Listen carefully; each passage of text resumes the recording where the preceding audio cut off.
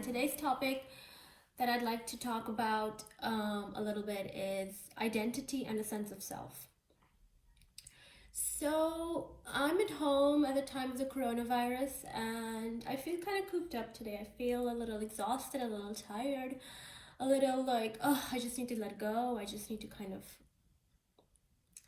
all of that. I have to say, it was okay up until a couple of days ago, or up until this weekend. It was really okay, and then I don't know. Since Monday, I've been feeling this heaviness, and I guess that's just something that we have to kind of deal with because it's the need of the times. So I thought of making another video today. So as I said, I want to talk about identity and a sense of self.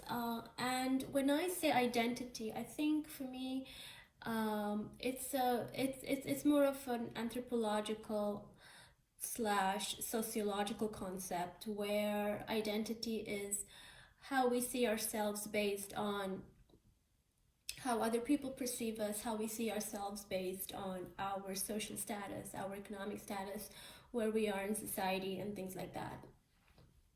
And we kind of form a sense of identity, and of course also a religious identity or a sociological identity, depending on a community you belong to, or in work, how people see you, or in your familial relationships. And sense of self is more, I would say, an internal knowing, or an internal kind of a way of seeing ourselves from who we are as a person, our values, our needs, what keeps us motivated, the things that give us energy, the things that add value and meaning in our lives, and of course I think there are overlaps, or they kind of go parallel, because a sense of self is also formed by how other people see us, and by how accepted we are in view of the people who love us.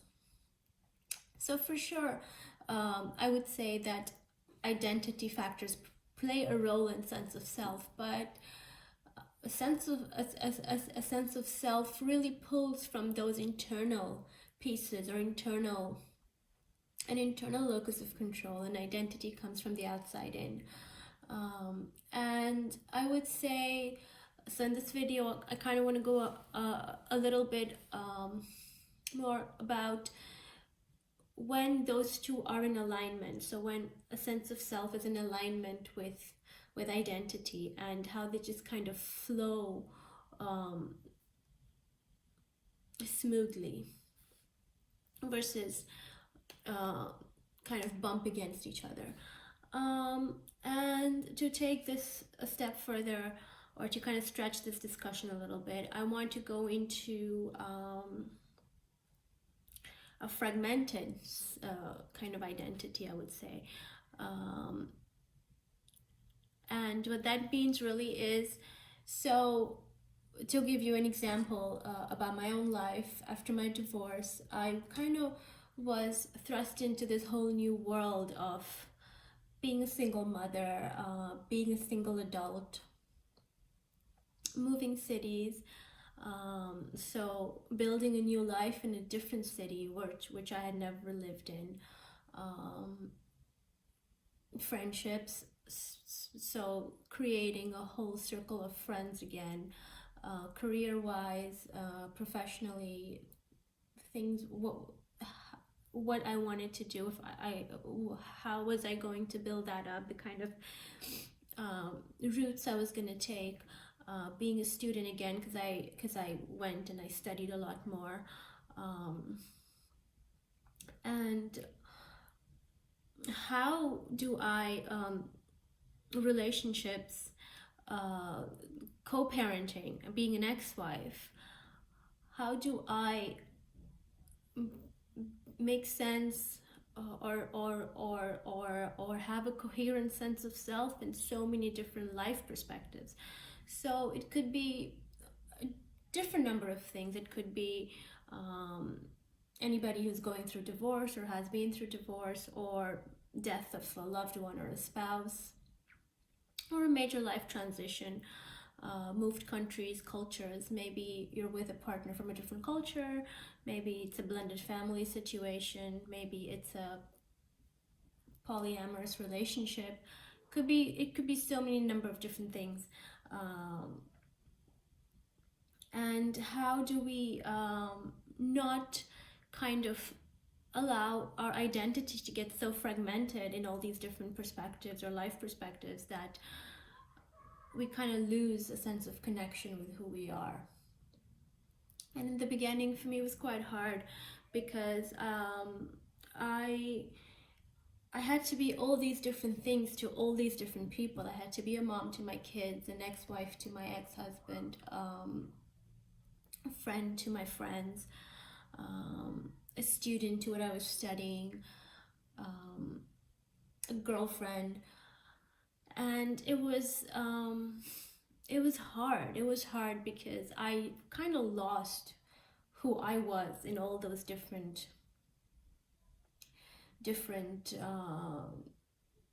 roles that I had to play. And I realized that the common element or the common thread between all of these different roles is myself. The one thing that I am never going to lose is myself. So I decided that if anything makes me break up with myself, then that probably is not a very good thing to engage in, or the way I'm engaging in it is not optimum, because I'm not finding myself, or I'm not connecting to myself, or I'm not connected to myself when I am in that identity perspective or identity box.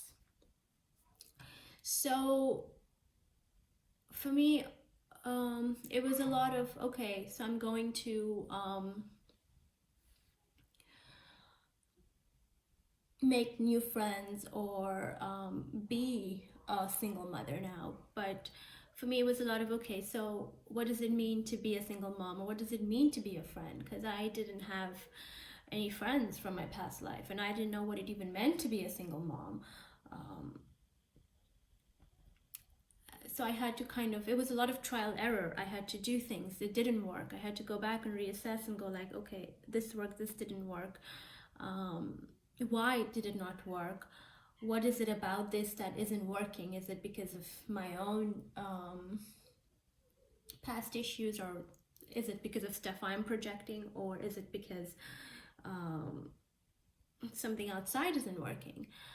And where is the disconnect, right? So for me, it was a lot of taking all those different perspectives, kind of in myself, managing them, kind of digesting them. So kind of chewing those different perspectives, digesting them, and then producing or reproducing a more chewed version, a version that was more in alignment with who I am out into the world. So it wasn't just saying, okay, so now I have to, start to be a single mom, and okay, this is what I'm going to do, or I'm going to just kind of go into this new life perspective, not knowing what the hell I'm doing. It was a lot of, okay, what does it mean for me to be a single mom? What things are important for me? What are the values? What are the things that I need to I need to consider now, since I'm a single mom and I probably have less time with my kids because I don't have a partner, so I have to do everything, which was first divided. So okay, now in this new situation where I have less time with my kids, how can I make the most of that less time, yet not make them feel that I'm not spending enough time with them? So what are the kind of conversations I'm going to have with my kids? What are the kind of values that I'm going to be teaching them? and what are the kind of things that I have to look in myself where I go like, okay, these are the things, or these are the resources that I have to pull from so that I can be the way I want to be with them. So it's a lot of a lot of taking in, understanding, chewing, managing, digesting, and then reproducing it from a reproducing a more digestible an understanding of that concept. And at the same time, it's a lot of self-compassion, a lot of knowing that, okay, I'm gonna make mistakes, and that's okay. I don't have to be too hard on myself because it's something that I have never done before. So it is obvious that I'm gonna make mistakes. Making mistakes is telling me that I'm actually doing the right thing, or I'm actually walking the right path. Because if I wasn't making any mistakes, then I probably am not doing something right that is allowing me to not make any mistakes, or I'm just kind of bullshitting myself and saying I'm not making any mistakes, because I sure as hell am making a lot of mistakes. So it was a lot of being brutally honest with myself. It was a lot of objectively seeing things for what they are. Even emotions come up, taking a little bit of objectivity from emotions, not complete objectivity, because then I'm not a part of those emotions, but kind of enough objectivity from the emotions that I can be an outsider, look at my emotions, yet know and yet feel that these are my emotions. And so it was a lot of that. It was a lot of going back, reassessing, seeing what worked, what didn't work, figuring out what my values were. Over time, you have to kind of sift through your values, and they become more sharpened, or more tangible, or more you can touch and feel them more. They become less vague, I would say. So it was over time, seeing what worked, what didn't work, reassessing, and then figuring out core values, and then kind of forming a coherent sense of self based on those values, based on those needs, based on those goals, I would say. And then springboarding into those different perspectives in life. So in a situation like this, I would really say that it's not about completely shutting down and closing ourselves when something doesn't work, especially when it's a big life transition and we have to move from one perspective into a completely different perspective in life, and do things that we haven't done before, pull from resources that we didn't know we had. Maybe emotions that we have never experienced might come up. So it's all about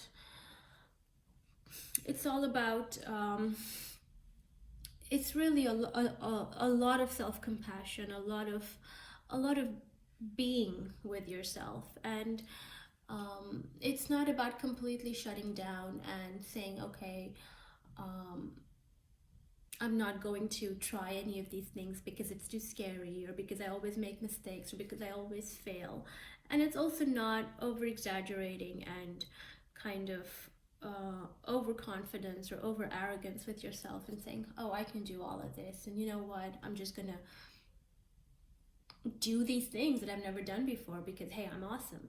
I think it's kind of a balance between the two. I think it's being careful. It's knowing your boundaries. It's knowing your values. It's really pulling from those and moving into a new life perspective, and at the same time being open to something not working out and going back, reassessing, and saying, okay, this didn't work out, that didn't work out, and kind of taking all those new learnings and going in again. So to wrap it up, a coherent sense of self is really a life that is in alignment with our values, our needs, and the things that add value and meaning in our lives, which is in alignment with a sense of identity, and how we want to show up in the world, and how we want to move through life. So making decisions in alignment with them as well. And then over time, you kind of build a more coherent sense of self, and that fragmented identity becomes less and less fragmented. Don't forget to like and subscribe to be kept updated on new videos. And if you have any comments or thoughts on the topic, then please leave a message in the comments